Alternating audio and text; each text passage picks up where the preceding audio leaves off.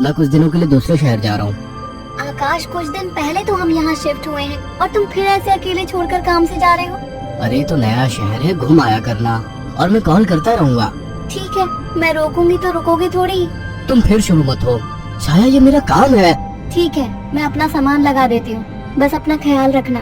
आकाश अगली सुबह दूसरे शहर के लिए निकल गया। अपना काम खत्म करके जब वो लौटने लगा, अचानक मौसम खराब हो गया और बारिश की वजह से रास्ता बंद हो चुका था। आकाश को मजबूरन फिर से एक दिन वहां रुकना पड़ा। अपनी बोरियत को दूर करने के लिए वो बाजार की ओर निकल आया। पास में ही छोटा बाजार लगा हुआ था। आकाश आधा बाजार घूम चुका था, तभी वहीं उसे एक काफी बुजुर्ग आदमी निराश बैठा दिखा। उसके पास दो छोटी छोटी मूर्ति और एक थोड़ी बड़ी मूर्ति थी, जिस पर काफी अच्छी कारीगरी की हुई थी। बाबा, आप क्यों परेशान हो?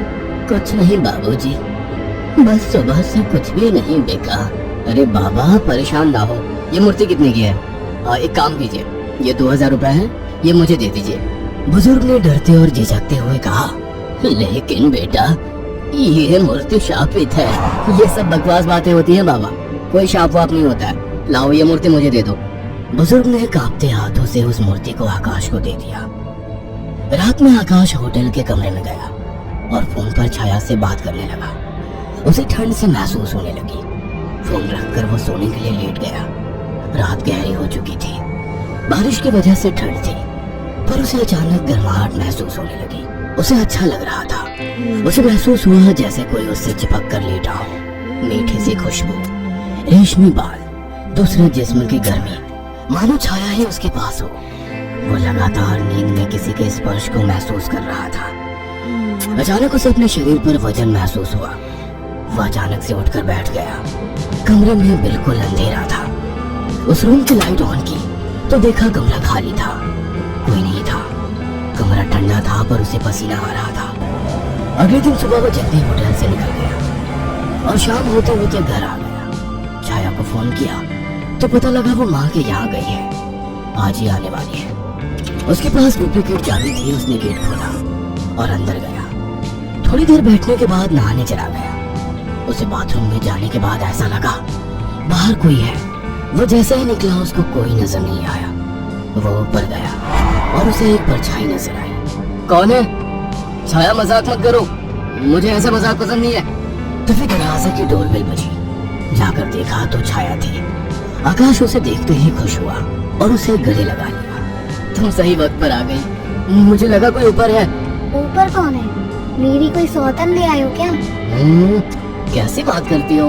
अच्छा छोड़ो, मैं कुछ खाने का बना लूं, फिर बात करते हैं। हाँ ये ठीक है, मुझे ही भूख लगी है। अच्छा ये देखो कितनी सुंदर मूर्ति है। खाने के बाद वो अपने दोनों कमरे में प्यार की बातें करते हुए अपने निजी पलों के आनंद में लीन होकर सो गए। मगर आधी रात को आकाश को वही खुशबू स्पर्श महसूस हुआ। उसे लगा छाया को आज ज्यादा ही प्यार आ रहा है और वो जो कर रही है करने दो। छाया इस बार काफी उत्तेजित लग रही थी। आकाश को भी आनंद आ रहा था। अंधेरे में छाया ने आकाश के सारे कपड़े उतार दिए और पागलों की तरह उसके जिस्म को चूमने लगी। आकाश भी पूरी तरह से उत्तेजित हो गया था। छाया की गरम गरम सांसें आकाश को पूरी तरह से पागल बना दे रही थी और वासना का खेल चरम सीमा तक पहुंच गया। कुछ ही पलों का वासना का वेग लंबी लंबी और गहरी सांसों के बीच शांत हो गया। सुबह आकाश ने देखा छाया जाग चुकी थी। छाया चाय लेकर आकाश के पास आ गई। उठो, चाय पी लो। वह चाय के लिए उठा तो छाया बोल उठी, ये मूर्ति लेकर कब से सोने लगे तुम? अरे ये तो साइड में रखी थी, वहाँ बिस्तर में कैसे आ गई? आ गई होगी। एनीवे, चलो तैयार हो जाओ, ऑफिस जाओगे ना? लाओ इस मूर्ति को मैं रख देती हूँ। थोड़ी देर बाद छाया कमरे में सफाई करने गई। वो काम में बिजी थी पर उसे लगा जैसे मूर्ति उसे देख रही है। जैसे उसने मूर्ति की तरफ देखा, मूर्ति अपनी जगह जैसी थी वैसे ही रखी थी। छाया काम खत्म करके कमरे से निकलने को हुई तो अचानक मूर्ति गिर गई। छाया ने पलट के मूर्ति को उठाया। अचानक मूर्ति मुस्कुराई। छाया डर गई और मूर्ति हाथ से छूट गई। डरते डरते उसने मूर्ति को उठाया तो उसने देखा वो सामान्य थी। शैतान मूर्ति, डराती है मुझे। ये कहकर उसने मूर्ति को अलमारी में रख दिया। काम खत्म कर छाया नहाने गई और जैसे ही उसने कपड़े उतारे और पानी का नल खोला, गर्म पानी उस पर गिरा। वो चिल्ला उठी और बिना कपड़ों के बाहर निकलकर भाग आई। उसके जिस्म पर छाले हो चुके थे। उसने आकाश को फोन किया। आकाश तुरंत चला आया और उसको अस्पताल ले गया। आकाश ने ऑफिस से कुछ दिन की छुट्टी ले ली। छाया, ये सब कैसे हुआ? पता नहीं, नल से गर्म पानी अचानक निकला। मुझे सब अजीब सा लग रहा है, मानो मुझे कोई देख रहा हो। तुम आराम करो, मैं कुछ खाने को लेकर आता हूँ। छाया लेटी हुई थी। अचानक उसने ध्यान दिया, मूर्ति उसकी ही तरफ घूर रही थी। अचानक उसे याद आया कि मूर्ति को तो उसने अलमारी में रख दिया था। अचानक वो मूर्ति हिलने लगी। छाया चीख उठी। आकाश दौड़ता हुआ आया। क्या हुआ? ये मूर्ति अभी खुद चली थी।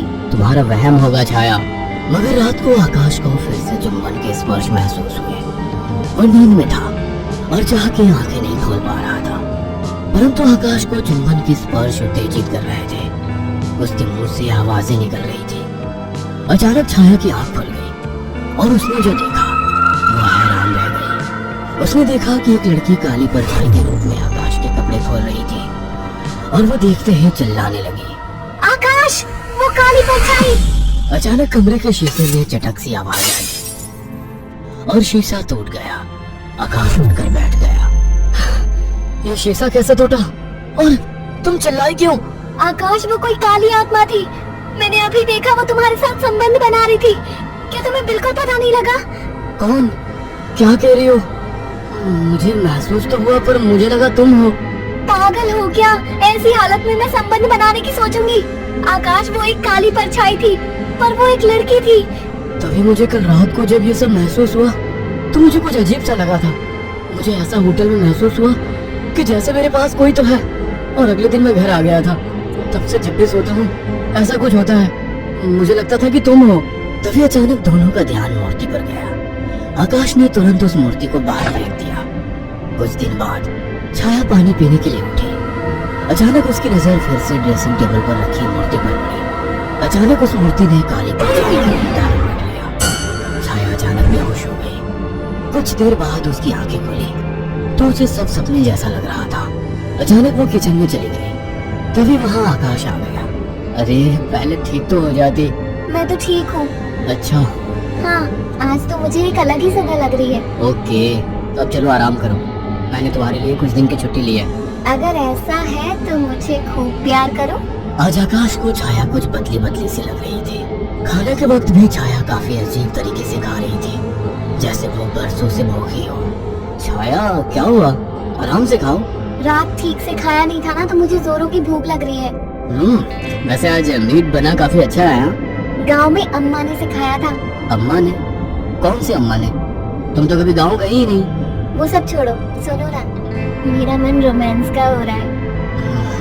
तुम्हें लगता है ये सही वक्त है? प्यार करने का कोई वक्त नहीं होता। अचानक छाया आकाश से जाकर लिपट गई। उसके जिस्म को चूमने लगी। आकाश ने देखा छाया ने आज साड़ी भी अलग तरीके से बांधी थी। दोनों के बीच संभोग क्रिया होने लगी। दोनों काफी उत्तेजित थे। अचानक आकाश को फिर से छाया में वही खुशबू और स्पर्श महसूस हुआ।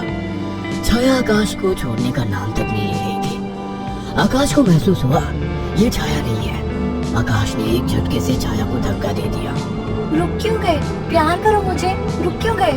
आवाज में भारीपन था। आकाश की आंखें बंद थी, पर जैसे ही उसने आंखें खोली, जिसमें छाया का था लेकिन चेहरा किसी और का था।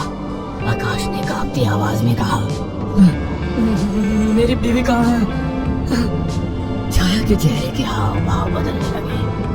उसका चेहरा सफेद और आंखें काली थी। वो गुस्से में बोली, मुझे पसंद नहीं थी वो, मार डाला उसे। अचानक वो एक परछाई में बदल गई। उसने अपने लंबे और पहने